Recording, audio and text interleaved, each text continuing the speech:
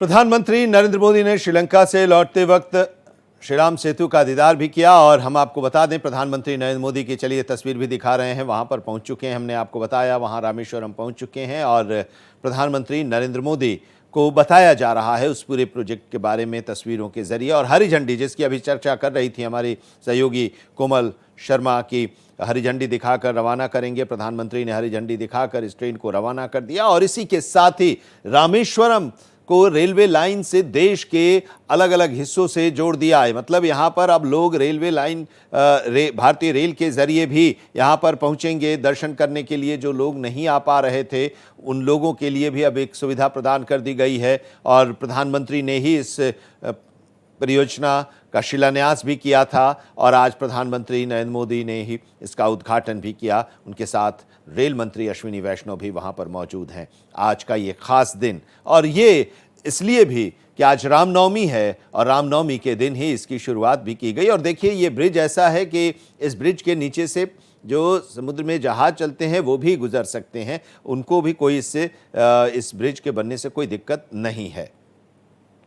तो जहाज और ट्रेन दोनों ही साथ साथ चलेंगी, पानी में जहाज और ब्रिज, रेलवे ब्रिज जो बना है उससे ट्रेन।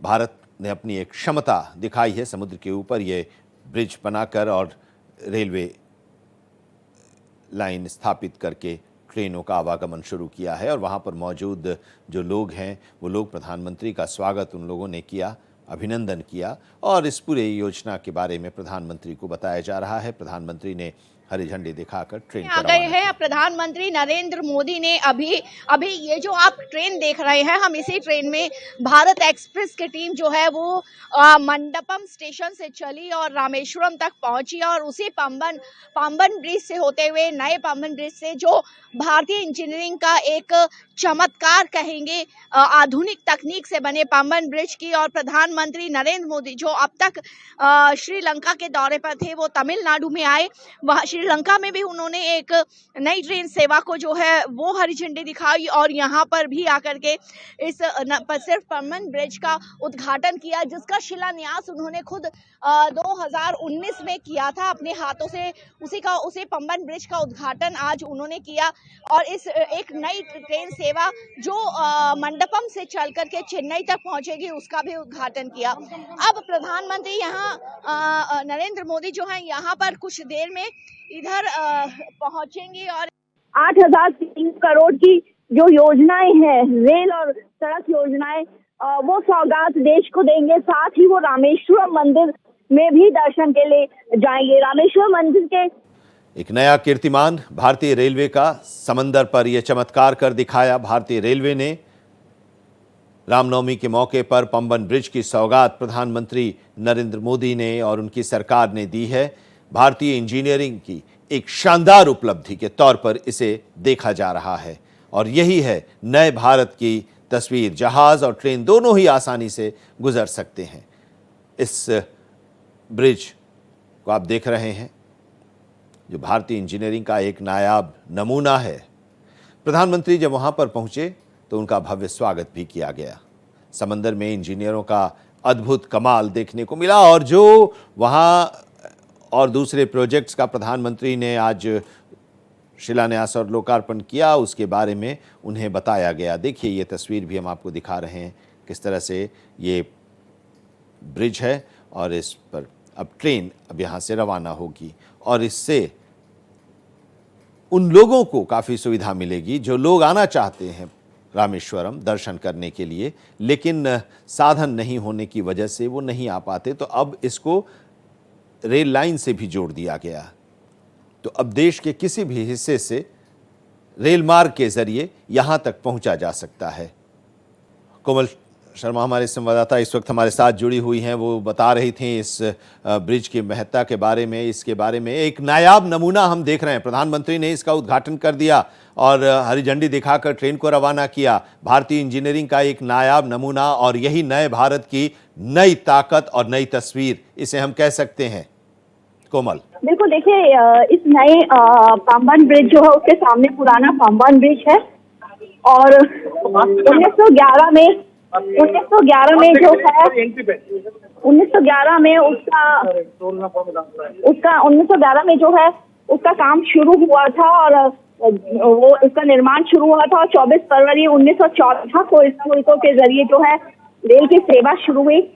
जो पुराना पुल देखिए उसकी लंबाई 2.6 मीटर थी, लेकिन ये नया पुल जो है इसकी लंबाई 2.8 मीटर की। खास बात ये है कि जो नया पुल है वो इलेक्ट्रोमैकेनिकल सिस्टम का काम करता है, जिसकी वजह से इसका एक सेंटर स्पैन जो है वो 5 मिनट के भीतर ऊपर उठ जाता है और 22 मीटर तक वो ऊपर उठ जाता है, यानी 90 डिग्री तक ऊपर उठ जाता है। और इस काम के लिए सिर्फ मात्र एक आदमी की जरूरत पड़ती है, जबकि पुराना पुल जो था वो कैटिलीवर था और लीवर के जरिए उसको मैन्युअली खोला जाता था। 1 से 1.5 घंटा उसको खोलने में लग जाता था।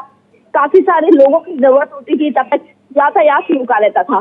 तो नया पुल वाकई में जब पुराना पुल पे सेवाएं बंद कर दी गई, काफी जर्जर हो गया था, वो 100 साल पुराना पुल हो गया था। तो इस नए पुल के का विजन जो है प्रधानमंत्री नरेंद्र मोदी ने रखा। खास बात यह है अंदर, अब इसके बाद प्रधानमंत्री नरेंद्र मोदी जो है रामेश्वरम मंदिर में दर्शन करेंगे भगवान शिव के, जो वही मंदिर है जहाँ पर जो है भगवान राम ने रावण के साथ युद्ध से पहले धर्म हत्या से बचने के लिए भगवान शिव से पूजा की थी, मन्नत मांगी थी और रावण के साथ युद्ध के बाद धर्म हत्या के पाप से मुक्ति के लिए लक्ष्मण जो है उनको कैलाश से शिवलिंग लाने के लिए, लिंगम लाने के लिए कहा और तभी माता सीता ने भी एक रेत का लिंगम बना दिया और दोनों ही लिंगम जो है वहाँ पर स्थित है और इसकी बहुत धार्मिक मान्यता है।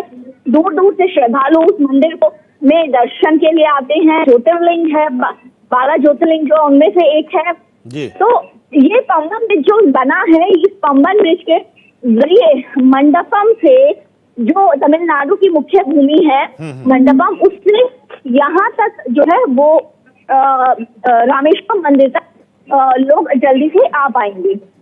प्रधानमंत्री जब श्रीलंका से लौट रहे थे तब उन्होंने अपने जहाज से राम सेतु का दीदार किया। वो तस्वीर आप देखिए और इसके अनुभव को उन्होंने अपने सोशल मीडिया प्लेटफॉर्म पर साझा भी किया। पीएम मोदी ने एक वीडियो शेयर करके लिखा है, जो वीडियो आप देख पा रहे हैं, लिखा है कि कुछ समय पहले श्रीलंका से लौटते समय मुझे राम सेतु के दर्शन का सौभाग्य मिला और एक दिव्य संयोग की बात है कि ये उसी समय हुआ जब अयोध्या में सूर्य तिलक हो रहा था। दोनों के दर्शन का सौभाग्य मिला। प्रभु श्री राम हम सभी को जोड़ने वाली शक्ति हैं, उनकी कृपा हम सभी पर सदैव बनी रहे। ये तस्वीर भी हम आपको दिखा रहे हैं। उस राम सेतु का उन्होंने दीदार किया और उसी समय जब अयोध्या में श्री राम लला का सूर्य तिलक हो रहा था और इन दोनों को प्रधानमंत्री ने जिक्र करते हुए का लिखा है। कोमल शर्मा हमारे सहयोगी हमारे साथ जुड़ी हुई हैं और कोमल बता रही हैं वहां के बारे में और इस पुल की खासियत के बारे में। और ये एक बड़ी उपलब्धि भारत की जिसकी चर्चा हम कर रहे हैं और जिसके बारे में कोमल भी वहां से बता रही हैं। किसी ने सोचा भी नहीं था कि समुद्र पर रेलवे ब्रिज बन जाएगा भारत में, लेकिन भारत ने ये कर दिखाया। कोमल उसके बारे में बता रही हैं। कोमल